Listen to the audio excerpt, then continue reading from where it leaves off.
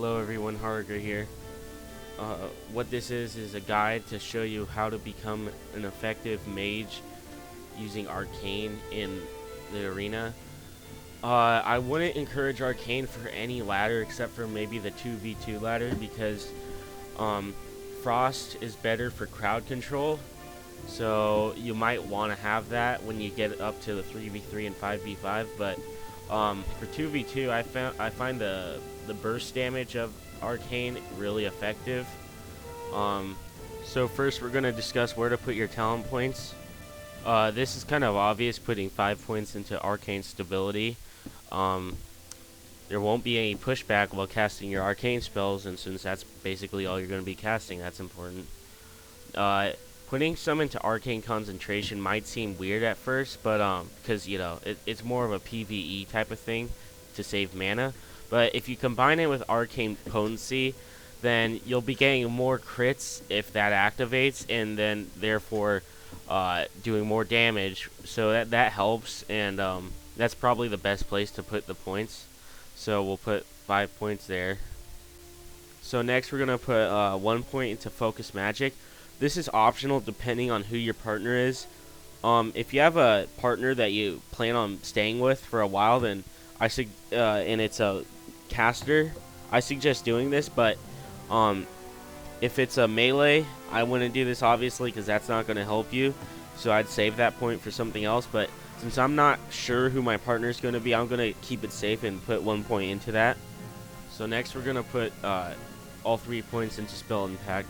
That's obvious because it's going to increase the damage of some of your arcane spells.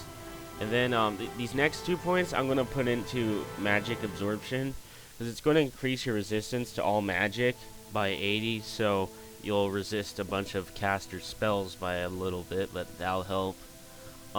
Next I'm going to put some points into Torment of the Weak. So when you cast slow on a target, all your arcane spells are going to do increased damage against that target. Next we're going to put 2 points into improved counterspell. And this helps more than people might think, because without improved counterspell, counterspell's going to just silence the target while it's casting a spell, say like Healing Wave, and then the caster won't be able to use any healing spells for 8 seconds. But what improved counterspell does, it silences the target so it can't cast any spells. And this isn't going to help, like, say, maybe at the beginning of a match. But say we have a druid down to 30% health. To make sure I finish the job, you could throw on counterspell. So he's going to be silenced, and that's going to give us enough time to take him out without him throwing, like, a panic heal up. So next we're going to put a point into Presence of Mind, of course. That's a great spell. That's going to help you out a lot. Then put all 5 points into Arcane Mind, because intelligence really helps everything, your crit, your mana. There's nowhere else really to put those points, so that's the best choice. And next we're going to put 3 points into Arcane Stability. It's going to increase your crit, which is important, of course. And then 2 into Arcane Potency, so when clear casting procs, you have a chance of getting that, which will increase your chance of a crit, so that's important also. And then 1 into Arcane Power. That's basically one of the Arcane Mage's major perks in the arena, having that 30% damage increase. You know, the enemy's going to be getting hit so hard they won't know what hit him. So next we're going to put 3 points into Arcane Empowerment. That's going to help you and your partner with their damage, and it's going to increase the damage of your Arcane Blast and Arcane Missiles. So next you're going to put 3 points into Prismatic Cloak. Not only does this reduce all damage by 6%, which is important for a mage because we're squishy, but it also makes your invisibility an instant cast, so that way if you're low in health and you need to make a getaway, you can go heal with Evocation, so that way you'll have the other team thinking, WTF, where'd he go, and how do you get all that health? Now I know some of you might disagree with this, but I think putting points into Incanter's Absorption is useless because I don't myself use Mana Shield that much because it really drains your mana. And if I'm using Fire Ward or Frost Ward, I mean, I just can't think of an instance where it'd become that helpful, and I could find better places to put the points, so I'm not going to put those points there. Maybe you can if you have some extra left over. So some of you might disagree with me on this, but I'm not going to put any points into arcane flows for the fact that me and my partner aren't going to go in the arena thinking this fight's going to last a minute and a half, and that's basically what it's going to reduce your arcane power to. It's going to reduce the cooldown to about a minute and a half or so, and I don't think a fight's going to last that long. In some in cases it might, but in others it won't, and I'm just going to assume it won't, so I'm not going to put points into that. But I am going to put 5 points into Mind Mastery. That's going to increase your spell power, which is important. And then I'm going to put 1 point into Slow. That is an extremely helpful PvP spell.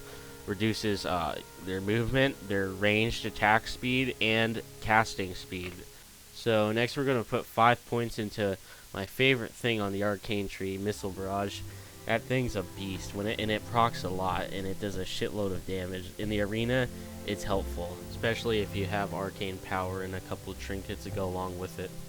And then, of course, 2 into spell power, which increases the damage of your crits. Then 3 into Netherwind Presence, which increases your haste. And 1 into Arcane Barrage, of course. These are all obvious ones. And let's head over to the Frost tree. Now, you could put these points wherever you want as long as you get Ice Veins. I'm just putting 3 into Ice Blows for the Ice Block cooldown.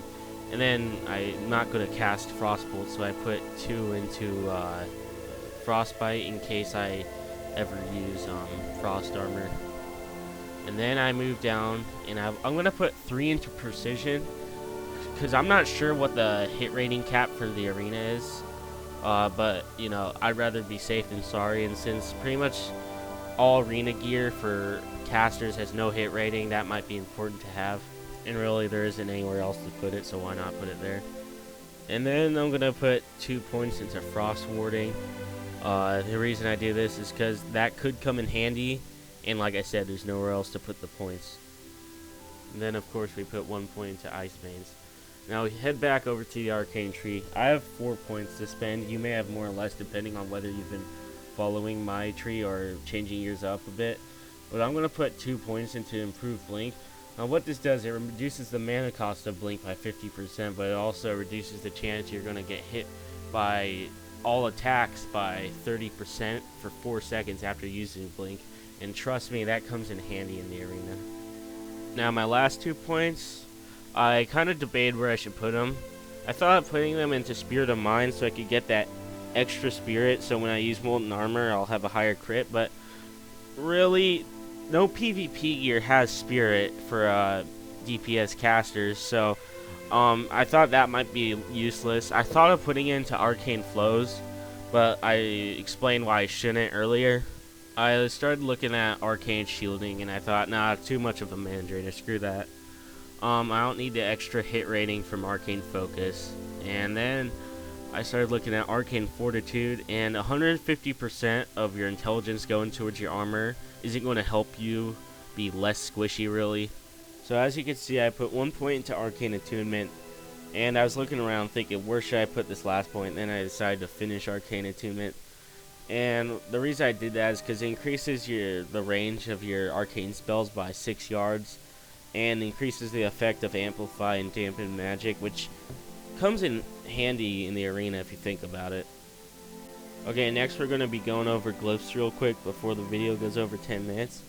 Now, Glyph of Polymorph might be useful for someone if you have, say, a Lock as a partner, or some class with a lot of damage over time attacks or spells, because it'll take those dots off of the target once he's polymorphed. So that might come in handy, but I decided not to use it. So instead of Glyph of Polymorph, I use Glyph of Arcane Blast.